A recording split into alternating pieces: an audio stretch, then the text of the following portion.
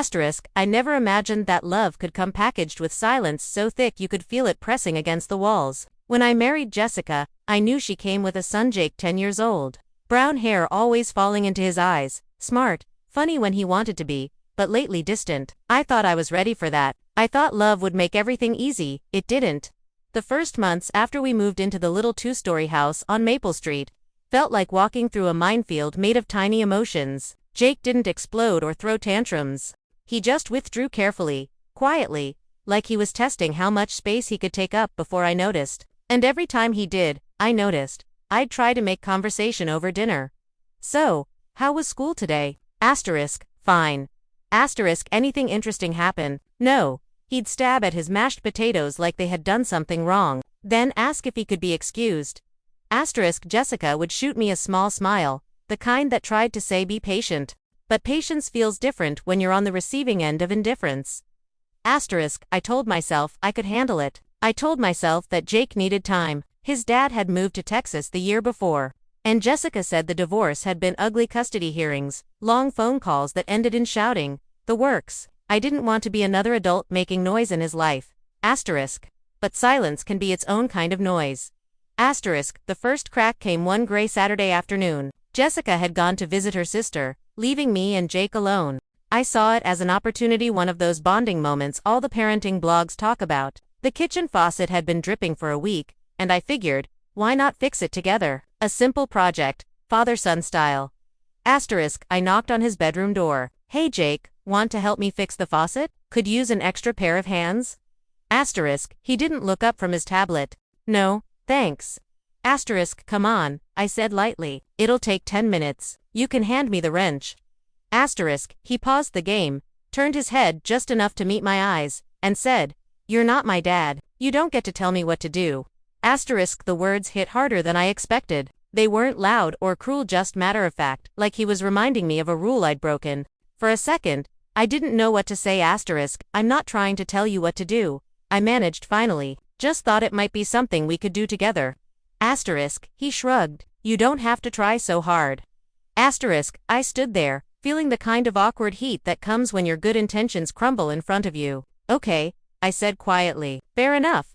Asterisk, I went back to the kitchen and started on the faucet alone. The pipe was stubborn. The seal old. Water sprayed onto the counter, and I muttered under my breath, trying not to curse. I was half under the sink when I heard light footsteps. Asterisk, Jake stood in the doorway, arms crossed. Asterisk, without looking at me, he said, You missed a screw. It's under the trash can. Asterisk, I turned my head, surprised. Oh, could you grab it for me? Asterisk, he sighed, like it was a massive inconvenience, but he did. We worked together in silence for 10 minutes, passing tools back and forth. When I turned the faucet on again, the drip was gone. Asterisk, there we go, I said, wiping my hands. Teamwork. Asterisk, he rolled his eyes, but didn't argue. When Jessica came home later and saw the fixed faucet, she smiled. Asterisk, looks great. Did you two do that together? Jake mumbled, sort of, and wandered off. It wasn't a breakthrough, but it was something. Asterisk, over the next few weeks, we had more sort of moments, small things. He'd ask where I put the cereal, or I'd help him look for his soccer cleats. We weren't friends, but at least we weren't strangers anymore. Then came the day that tested everything. It was a Friday evening, and Jessica's car had broken down. She was stuck at work waiting for a tow truck, which meant I had to pick Jake up from soccer practice. I didn't mind, but the traffic was terrible and I arrived 15 minutes late. When I finally pulled up, Jake was standing by the bleachers. Arms crossed, cleats in his hand, expression somewhere between annoyed and disappointed. Asterisk, hey, buddy, I said. Sorry I'm late. Traffic was a mess. He slid into the passenger seat without a word. You play good today? I asked. Asterisk, he stared out the window. I guess. Asterisk, I tried again. Your coach said you had a great assist. Asterisk, he turned, eyes sharp. You talked to my coach? Asterisk, yeah, I said. Just for a minute.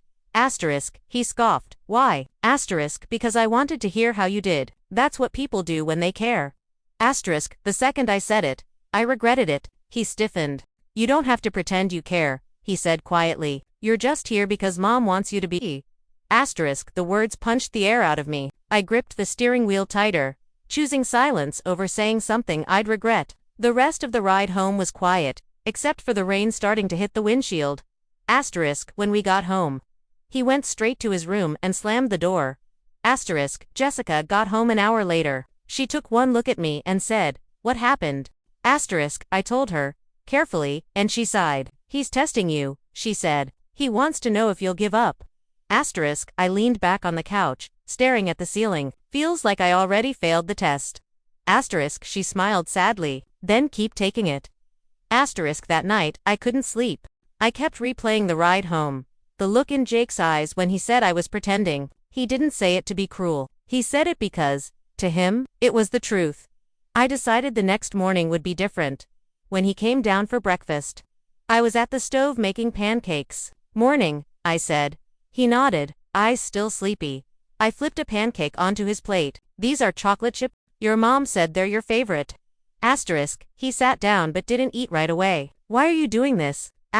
Because it's Saturday, and Saturdays deserve pancakes. He studied me for a second, then picked up his fork. "They're okay," he said after the first bite. Which in Jake speak meant they were good. We ate in silence. But it was a comfortable one. Around noon, he came into the living room, holding a basketball. "You any good?" He asked. "Am I any good?" I repeated, "Buddy. I was king of the driveway back in college." He grinned on. Actual grin. "Yeah, right. Alright, you're on," I said, grabbing my sneakers. We played for an hour in the driveway. Laughing, trash-talking, the whole bit. Jessica came out halfway through, cheering for both of us. For the first time, it felt like a family. Then, of course, life being life. It didn't stay that way.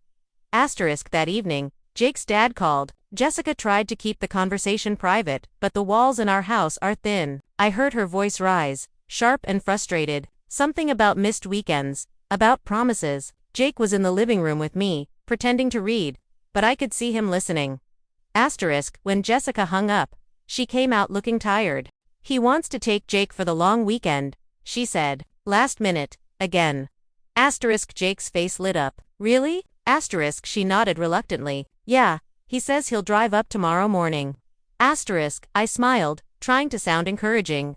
"That's great, bud. You'll get to see your dad." Jake didn't look at me when he said, "Yeah, that's the point." It was a small thing, but it landed heavy. Jessica shot me a sympathetic glance, but I just nodded and went upstairs. I knew what that meant. No matter what I did, part of Jake would always belong to someone else.